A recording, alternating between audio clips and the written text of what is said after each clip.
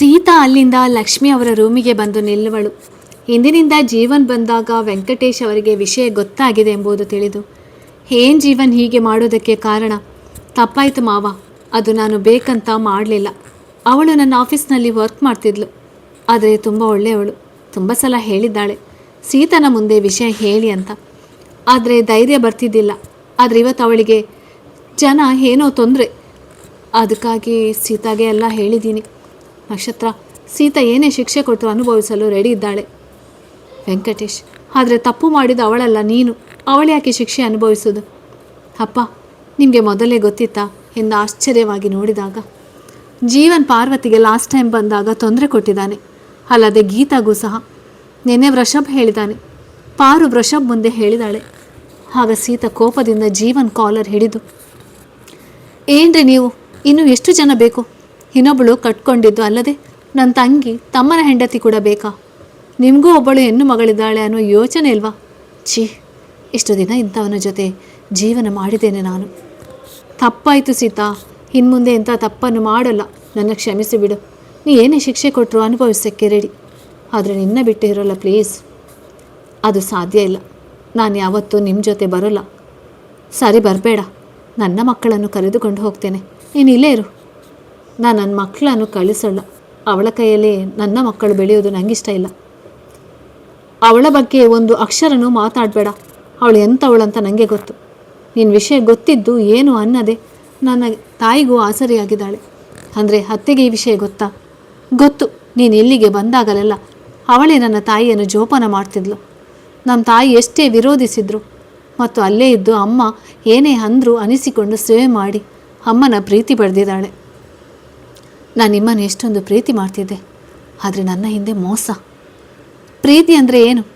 ಎಲ್ಲ ಕಾಲದಲ್ಲೂ ಜೊತೆಯಾಗಿರೋದು. ನೀನು ಯಾವಾಗ ನನ್ನ ಕಷ್ಟಕ್ಕೆ ಜೊತೆಯಾದೆ?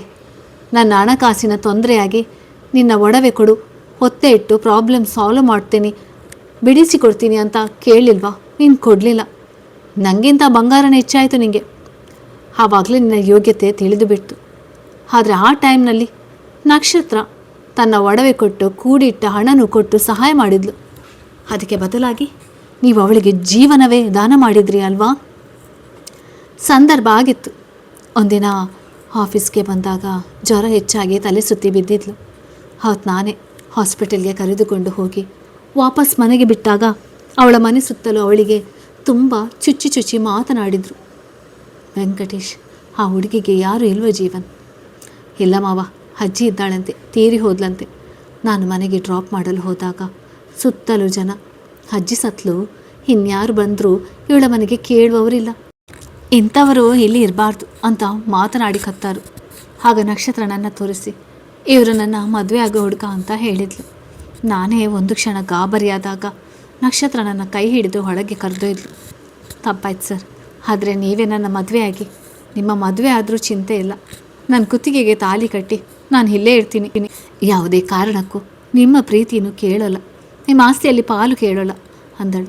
ಆದರೆ ಅವಳು ನನಗೆ ನನ್ನ ಒಡವೆ ಹಣ ಕೊಟ್ಟು ಸಹಾಯ ಮಾಡಿದ್ದಕ್ಕೆ ಅದೇ ಟೈಮಲ್ಲಿ ಸೀತಾ ಇಲ್ಲಿಗೆ ಬಂದು ಅಮ್ಮನ ಆರೋಗ್ಯ ಹದಗೆಟ್ಟಾಗ ನಕ್ಷತ್ರ ಹಾಸ್ಪಿಟಲ್ನಲ್ಲಿದ್ದು ಅಮ್ಮನ ನೋಡಿಕೊಂಡಿದ್ದಾಳೆ. ಅದಕ್ಕೆ ಅವಳಿಗೆ ಹೆಂಡತಿ ಸ್ಥಾನನೂ ಕೊಟ್ಟು ಬಿಟ್ಟೆ. ಅಮ್ಮನ ಕೇಳಿ ಜೀವನ ಕೊಟ್ಟಿದ್ದು. ನೀನು ನನ್ನನ್ನು ಚೆನ್ನಾಗಿ ನೋಡ್ಕೊಳ್ಳಲ್ಲ ಅಂತ ಅಮ್ಮನೇ ನಕ್ಷತ್ರ ಜೊತೆ ಜೀವನ ಮಾಡು, ಸೀತಾ ಬಗ್ಗೆ ತಲೆ ಕೆಡಿಸ್ಕೋಬೇಡ ಅಂತ ಹೇಳಿದರು. ಇವತ್ತು ಅಮ್ಮ ಹೇಳಿ ಕಳಿಸಿದ್ದಾರೆ, ಮಕ್ಕಳನ್ನು ಕರೆದುಕೊಂಡು ಬಾ ಅಂತ. ಆದರೆ ನಾನೇ ನಿನ್ನನ್ನು ಸಹಿತ ಕರ್ಕೊಂಡು ಬರ್ತೀನಿ ಅಂತ ಹೇಳಿದ್ದು. ಆದರೆ ನಾನು ಬರೋಲ್ಲ ಮತ್ತು ಮಕ್ಕಳನ್ನು ಕಳಿಸೋಲ್ಲ. ನೀನು ಬರೆದಿದ್ದರೆ ಬೇಡ, ಆದರೆ ಮಕ್ಕಳನ್ನು ಮಾತ್ರ ಕರೆದುಕೊಂಡು ಹೋಗ್ತೀನಿ. ಅದನ್ನು ತಡೆಯೋಕ್ಕೆ ಯಾರಿಂದನೂ ಸಾಧ್ಯ ಇಲ್ಲ. ಲಕ್ಷ್ಮಿ, ನೋಡು ಸೀತಾ, ಜೀವನ್ ಮಾತು ಕೇಳಿ ನೀನು ಅವರ ಜೊತೆ ಹೊಂದಿಕೊಂಡು ಹೋಗು, ಅದೇ ಸರಿ. ಇಲ್ಲ ಅಮ್ಮ, ಅದು ಸಾಧ್ಯ ಇಲ್ಲ. ಆದರೆ ನಮ್ಮನೆಯಲ್ಲಿ ಮಾತ್ರ ಇರೋದಕ್ಕೆ ಕೊಡೋಲ್ಲ.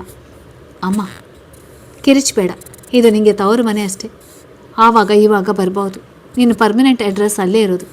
ಆದರೆ ಅಮ್ಮ, ಮಕ್ಕಳನ್ನು ಬಿಟ್ಟು ಇರ್ತೀಯ? ಅವರು ಮಕ್ಕಳಲ್ವಾ, ಹೋಗಲಿ ಬಿಡು, ನನಗೆ ಯಾರೂ ಬೇಡ, ಒಬ್ಬಳೇ ಜೀವನ ಮಾಡ್ತೀನಿ. ಯಾವ ರೀತಿ ಜೀವನ ಮಾಡ್ತೀಯಾ? ಗಂಡ ಬಿಟ್ಟವಳಂತ ಹೇಳಿ, ಅಥವಾ ಗಂಡ ಮಕ್ಕಳು ಎರಡು ಬಿಟ್ಟು ಮತ್ತೆ ಏನೋ ಬೇರೆ ವಿಷಯ ಅಂತ ಹೇಳಿ? ಯಾಕಮ್ಮ ಚುಚ್ಚಿ ಮಾತಾಡ್ತೀಯಾ?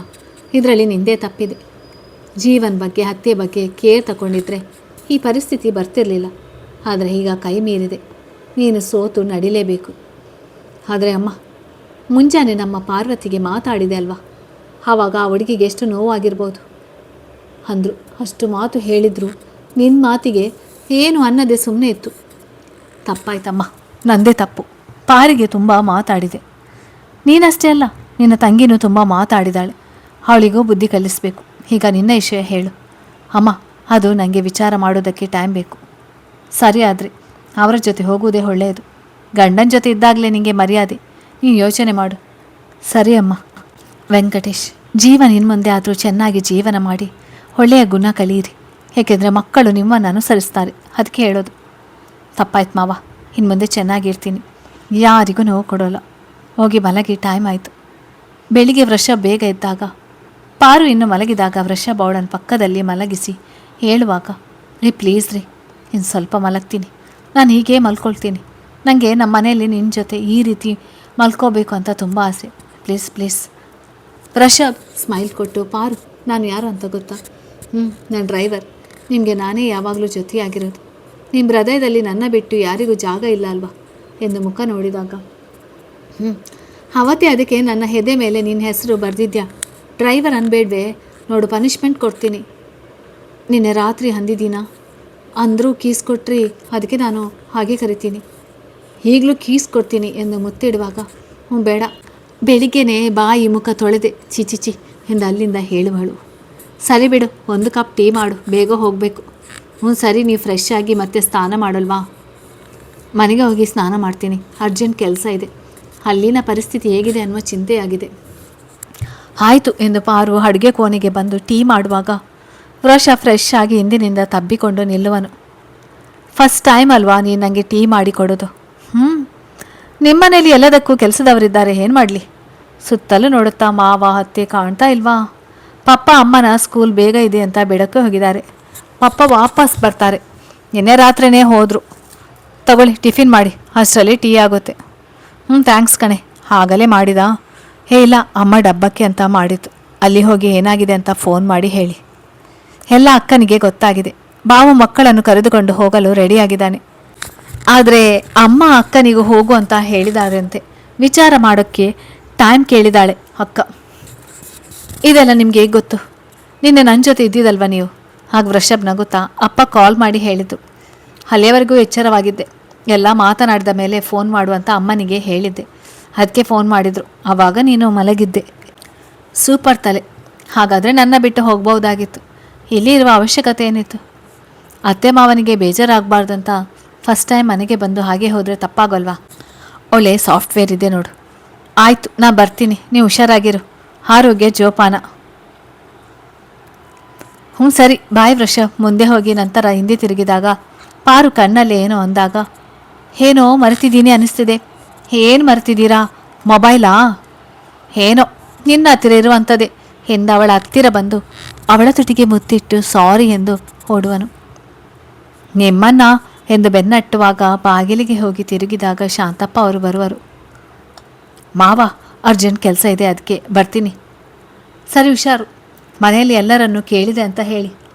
ಆಯಿತು ಮಾವ. ಪಾರು, ನಾನು ಬರ್ತೀನಿ ಎಂದು ಕಾರು ಹತ್ತುವನು. ಶಾಂತಪ್ಪ ಅವರು ಒಳಗೆ ಬಂದಾಗ ಪಾರು ವೃಷಭ ಹತ್ತಿರ ಸಾಗಿ ಅವನ ಕೆನ್ನೆಗೆ ಮುತ್ತಿಟ್ಟು ನಗುತ್ತಾ ಬಾಯ್ ಹೇಳಿ ಬರುವಳು.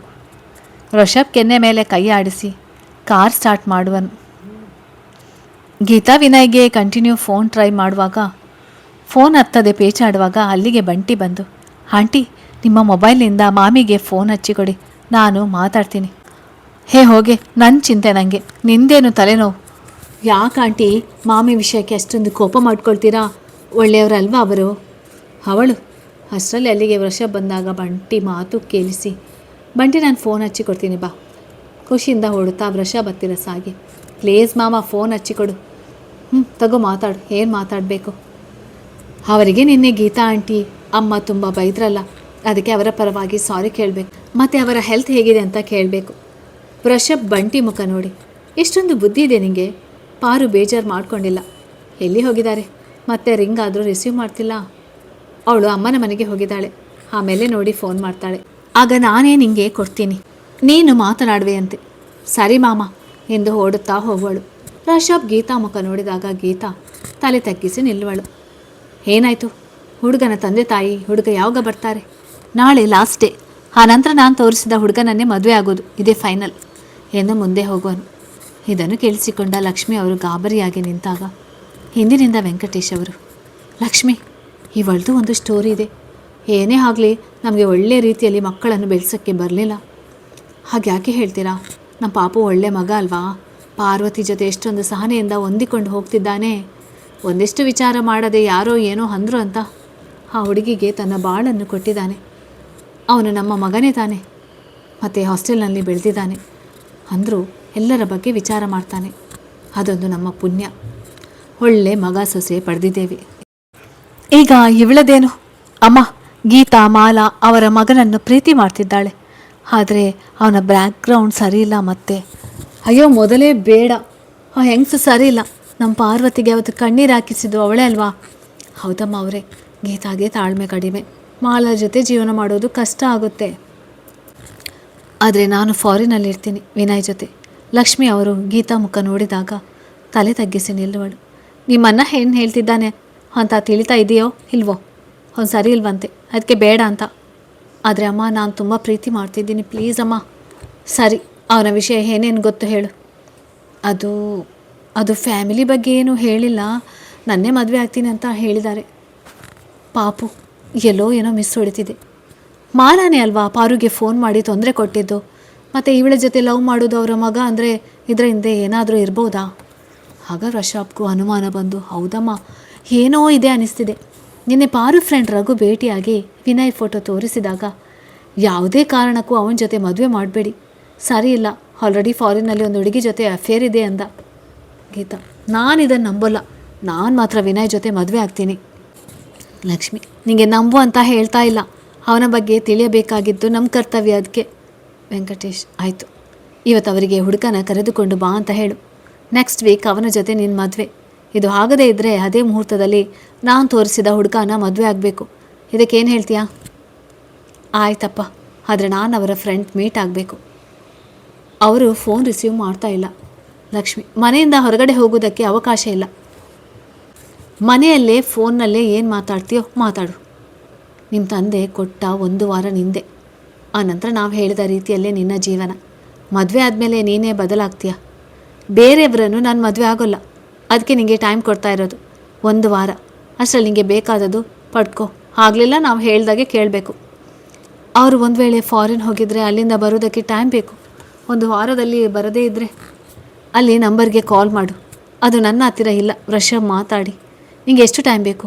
1 ತಿಂಗಳು ಬೇಕು. ಅಷ್ಟರಲ್ಲಿ ಅವರು ಬರದೇ ಇದ್ದರೆ ನೀವು ಹೇಳಿದ ಹುಡುಗನ ಜೊತೆ ನಾನು ಮದುವೆ ಆಗ್ತೀನಿ. ಇದೇ ಕೊನೆ ಮಾತು. ಮಾತಿಗೆ ತಪ್ಪಬಾರ್ದು. ಆಯಿತು ಅಮ್ಮ, ತಪ್ಪಲ್ಲ. ಈಗ ಒಳಗೆ ಹೋಗು. ಅಷ್ಟರಲ್ಲಿ ವೃಷಭ್ ಮೊಬೈಲ್ ರಿಂಗ್ ಆದಾಗ ಬಂಟಿ ಕರೆದು, ಪಾರು, ಬಂಟಿ ನಿನ್ನ ಜೊತೆ ಮಾತಾಡ್ತೀನಿ ಅಂತಿದ್ದಾಳೆ, ಕೊಡ್ತೀನಿ ಮಾತಾಡು ಎಂದು ಕೊಡುವನು. ಹಲೋ ಮಾಮಿ, ಸಾರಿ, ನಮ್ಮ ಅಮ್ಮ ಆಂಟಿ ನಿಮಗೆ ತುಂಬ ನೋವು ಕೊಟ್ಟರು. ಅವರ ಪರವಾಗಿ ನಾನು ಸಾರಿ ಕೇಳ್ತೀನಿ. ಮತ್ತು ನೀವು ಹೇಗಿದ್ದೀರಾ? ನಾನು ಚೆನ್ನಾಗಿದ್ದೀನಿ ಬಂಟಿ. ನಿಮ್ಮ ಅಮ್ಮ ನನಗೆ ಏನೂ ಅಂದಿಲ್ಲ. ನೀವು ಬೇಜಾರು ಮಾಡ್ಕೋಬೇಡ, ನಗ್ತಾ ಇರು. ನೀನೇ ಹೇಳಿಲ್ವಾ ಯಾವಾಗಲೂ ನಗ್ತಾ ಇರಬೇಕು ಅಂತ. ಹಾಗೆ ಮನೆಯಲ್ಲಿ ಒಂದು ಮಾತು ಬರುತ್ತೆ, ಒಂದು ಮಾತು ಹೋಗುತ್ತೆ. ಅದಕ್ಕೆಲ್ಲ ತಲೆ ಕೆಡಿಸ್ಕೊಳ್ಬಾರ್ದು. ಎಲ್ಲರೂ ಮನೆಯಲ್ಲಿ ಆರಾಮ ಇದ್ದಾರೆ ತಾನೆ? ಏನೋ ಅಮ್ಮ ಅಂತೂ ಅಳ್ತಾ ಕೂತಿದ್ದಾರೆ. ಏನು ತಿಳಿತಾನೇ ಇಲ್ಲ. ಪಪ್ಪನೂ ಸುಮ್ಮನೆ ಕೂತಿದ್ದಾರೆ. ನನಗೆ ನಮ್ಮ ಅಜ್ಜಿ ಜೊತೆ ಇರಬೇಕು ಅಂತ ಆಸೆ. ಆದರೆ ಅಮ್ಮ ಅಲ್ಲಿಗೆ ಇನ್ನು ಮುಂದೆ ಹೋಗೋದೇ ಬೇಡ ಅಂತಿದ್ದಾರೆ. ಅಷ್ಟರಲ್ಲಿ ವೃಷಭ್ ಫೋನ್ ಪಡೆದು, ಸಾಕು ಬಂಟಿ, ಪಾರು ಹೆಲ್ತ್ ಸರಿಯಿಲ್ಲ. ಇಲ್ಲಿ ವಿಷಯ ಅವಳಿಗೆ ಹೇಳಿದರೆ ಇನ್ನೂ ನೋವಾಗುತ್ತೆ. ನೀನು ನಿಮ್ಮ ಅಜ್ಜಿ ಹತ್ರ ಹೋಗುವೆ ಅಂತೆ. ನಾನು ನಿಮ್ಮ ಅಮ್ಮನಿಗೆ ಹೇಳ್ತೀನಿ. ಪಾರು, ನಾನು ಆಮೇಲೆ ಕಾಲ್ ಮಾಡ್ತೀನಿ ಎಂದು ಫೋನ್ ಕಟ್ ಮಾಡುವನು. ಲಕ್ಷ್ಮಿ, ಪಾಪು 1 ತಿಂಗಳು ಟೈಮ್ ಕೊಟ್ಟಿದ್ಯಾ? ಅಷ್ಟರಲ್ಲಿ ಅವನು ವಾಪಸ್ ಬಂದು ಗೀತಾನ ಮದುವೆ ಆಗ್ತೀನಿ ಅಂತ ಹೇಳಿದರೆ. ಅಮ್ಮ, ನಾನು ರಘುಗೆ ಫೋನ್ ಮಾಡಿದ್ದೆ. ಇನ್ನು 6 ತಿಂಗಳು ವಿನಯ್ ವಾಪಸ್ ಬರೋಲ್ಲ. ಮತ್ತು ಅಲ್ಲಿಯೇ ಲವರ್ ಜೊತೆ ಮದುವೆ ಆಗುವ ವಿಷಯವಾಗಿ ಹೋಗಿದ್ದಾನಂತೆ ವಿನುತಾ ಹೇಳಿದಾಳೆ. ಮತ್ತು ಗಿರೀಶ್ ನಮ್ಮ ಗೀತಾ ಮದುವೆ ಆಗೋದಕ್ಕೆ ಒಪ್ಪಿಗೆ ಕೊಟ್ಟಿದ್ದಾನೆ. ಗಿರೀಶ್, ರಘು, ಪಾರು ಹೈಸ್ಕೂಲ್ ಕ್ಲಾಸ್ಮೇಟ್ ಅಂತೆ. ಇವತ್ತು ಭೇಟಿಯಾಗೋಣ ಅಂತ ಹೇಳಿದ್ದಾನೆ ರಘು. ನಾನು ರಘು ಭೇಟಿಯಾಗಿ ಮುಂದಿನ ವಿಷಯ ಮಾತಾಡ್ತೀನಿ. ಪಾರು ವೃಷಭ್ ಕೆನ್ನೆಗೆ ಮುತ್ತಿಟ್ಟು ತಿರುಗಿದಾಗ ಸವಿತಾ ಅದ ನೋಡಿ ನಗುತ್ತಾ, ಹೌದು, ಗಂಡನ ಮನೆಗೆ ಹೋಗುವಾಗ ನಿಮ್ಮ ಅಮ್ಮನಿಗೆ ಬೈದೆ, ಈಗ ಹೊರಗಡೆ ಕಿಸ್ ಕೊಡ್ತಿದ್ಯಾ, ತುಂಬ ಡೆವಲಪ್ ಆಗಿದ್ಯಾ.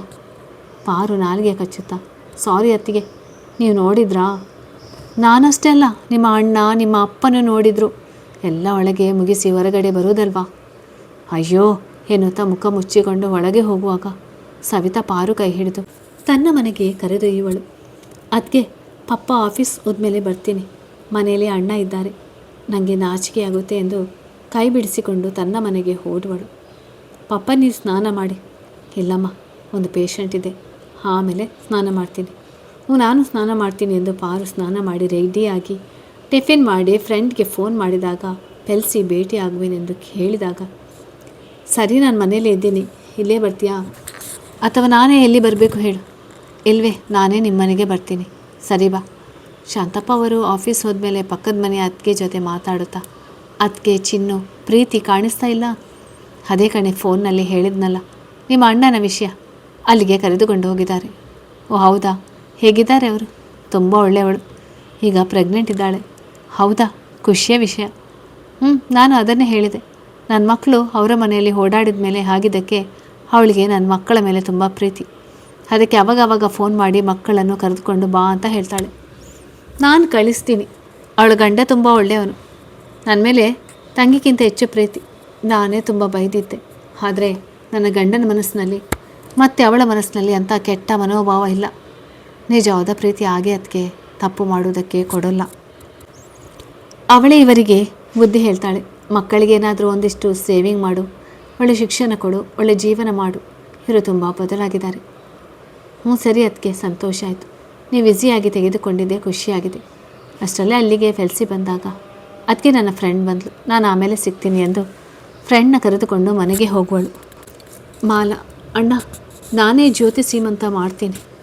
ಅಜಯ್, ಬೇಡ, ಅದಕ್ಕೆ ತಂದೆ ತಾಯಿ ಕಡೆಯಿಂದ ಮಾಡಿಸೋಣ. ಅವರೇ ದಾರಿ ಎರೆದು ಕೊಟ್ಟಿದ್ದು ಅಂದಮೇಲೆ ಅವರೇ ತಂದೆ ತಾಯಿ ಸ್ಥಾನದಲ್ಲಿ ನಿಂತು ಇದನ್ನು ಮಾಡಲಿ. ಯಾಕೆ? ನಾನು ಅವಳಿಗೆ ತಾಯಿ ಥರ ಆಗ್ತೀನಿ, ಅದಕ್ಕೆ ನಾನೇ ಮಾಡ್ತೀನಿ.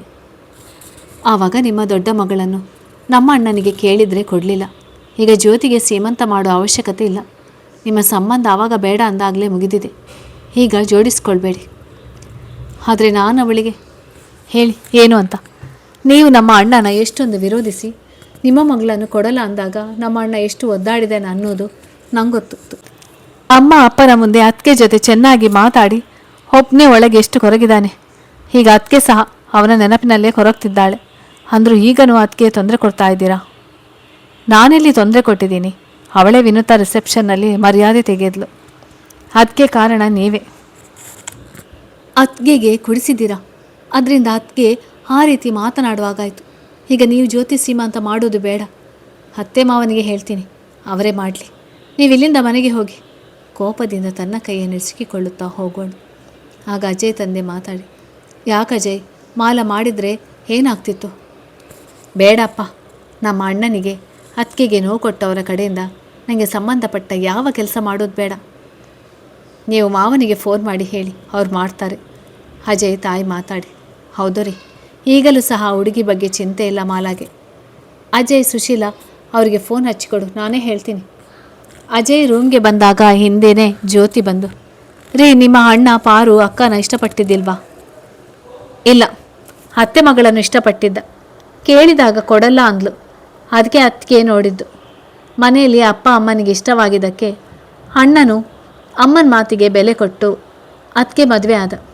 ಆದರೆ ಅಮ್ಮನಿಗೆ ನೋವು ಕೊಡಬಾರ್ದಂತ ಅವರ ಮುಂದೆ ಫೋನ್ನಲ್ಲಿ ಚೆನ್ನಾಗಿ ಮಾತನಾಡಿದ್ದ. ತಾನಾಗಿ ಒಮ್ಮೆನೂ ಫೋನ್ ಹಚ್ಚಿಲ್ಲ. ಅಮ್ಮನ ಬಲವಂತಕ್ಕೆ ಮಾತಾಡ್ತಿದ್ದ. ಈ ವಿಷಯ ಪಾರು ಅಕ್ಕನಿಗೆ ಗೊತ್ತಿಲ್ವಾ? ಗೊತ್ತಿಲ್ಲ. ಅದಕ್ಕೆ ಬರ್ತ್ಡೇಗೆ ವಿಶ್ ಮಾಡು ಅಂದರೆ ರೆಡಿ ಇದ್ದಿಲ್ಲ. ಆವಾಗ ವಿಮಲನೇ ಹೇಳಿ ತಿಳಿ ಹೇಳಿ ಕಳಿಸಿದಾಳೆ. ಆಮೇಲೆ ಅವಳ ಮಾತಿಗೆ ಬೆಲೆ ಕೊಟ್ಟು ಮನೆಗೆ ಹೋಗಿ ವಿಶ್ ಮಾಡಿ ಚೆನ್ನಾಗಿ ಮಾತಾಡಿ ಬಂದಿದ್ದೇನೆ. ಅತ್ತೆ ಮಾವನಿಗೆ ಅನುಮಾನ ಬರದೇ ಇರುವ ಥರ ನಡ್ಕೊಂಡಿದ್ದೇನೆ. ಅದಕ್ಕೆ ಮಾತಿಗೆ ಮನೆಗೆ ಬಂದು ತುಂಬ ಹೇಳಿದ. ಇನ್ನು ಚಿಕ್ಕ ಹುಡುಗಿ ಮದುವೆ ಬಗ್ಗೆ ಎಷ್ಟೊಂದು ಕನಸಿಟ್ಕೊಂಡಿದ್ದಾಳೆ, ನಾನು ಮೋಸ ಮಾಡ್ತಿದ್ದೀನಿ ಅನ್ನೋನು. ನಿಮ್ಮ ಸ್ಕೂಲಿಗೆ ಜಾಬ್ ಮಾಡೋದಕ್ಕೆ ಮನಸ್ಸಿಲ್ಲ ಅಂದರೂ ಬಿಡದೆ ಕರೆದುಕೊಂಡು ಬಂದರು. ತುಂಬ ಒಳ್ಳೆಯವರು. ನೀನು ನನ್ನ ತಂಗಿ ಇದ್ದಾಗೆ, ಪ್ಲೀಸ್ ಅಲ್ಲೇ ಕೆಲಸ ಮಾಡು ಅಂತ ಹೇಳಿದರು. ನನಗೂ ಯಾವುದೇ ಕಾರಣಕ್ಕೂ ನಿನ್ನ ಕೆಲಸದಿಂದ ಬಿಡಿಸ್ಬೇಡ ಅಂತ ಹೇಳಿದ್ದ. ಯಾಕೋ ನಿನ್ನ ಮೇಲೆ ಅಷ್ಟೊಂದು ಪ್ರೀತಿ ಅಂದರೆ ಅದೆಲ್ಲ ನಿನಗೆ ಬೇಡ ಅಂತ ಹೇಳಿ ಕೋಪ ಮಾಡಿಕೊಂಡ. ಅವನ ಸಿಟ್ಟಿಗೆ ಸುಮ್ಮನಾದೆ. ತುಂಬ ಕೋಪದ ವ್ಯಕ್ತಿ, ಅಷ್ಟೇ ಒಳ್ಳೆಯವನು. ನಿಮ್ಮತ್ತಿ ಯಾಕೆ ಮಗಳು ಕೊಡಲಿಲ್ಲ? ಆವಾಗ ಕಾರಣ ಗೊತ್ತಿಲ್ಲ, ಆದರೆ ಈಗ ಅನಿಸುತ್ತೆ ಬಹುಶಃ ಸ್ವಂತ ಮಗ ಅಲ್ಲ ಅಂದು ಕೊಟ್ಟಿಲ್ಲ ಅಂತ.